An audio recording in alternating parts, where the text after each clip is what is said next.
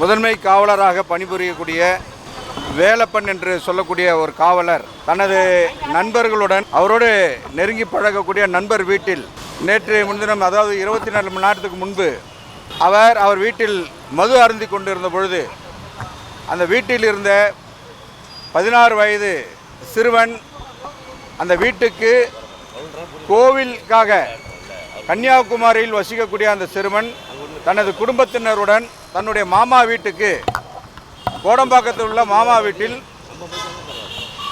அவர் அந்த இடத்துல அவர் வீட்டில் இருந்திருக்காரு. பக்கத்தில் இருக்கக்கூடிய திருவள்ளூருக்கு கோவிலுக்கு போயிட்டு அந்த வீட்டில் இருந்து அந்த லீவு நாள் என்பதால் அவர் மாமா வீட்டில் தங்கிவிட்டு செல்லலாம் என்ற அடிப்படையிலிருந்து மாமா வீட்டில் இருந்திருக்கார். அந்த மாமாவுடைய பழக்கத்தில் இருக்கக்கூடிய இந்த வேலப்பன் சொல்லக்கூடிய அந்த காவலர் அவர் வீட்டில் இந்த மாமாவோடு சேர்ந்து மது அருந்தி இருக்கிறார்கள்.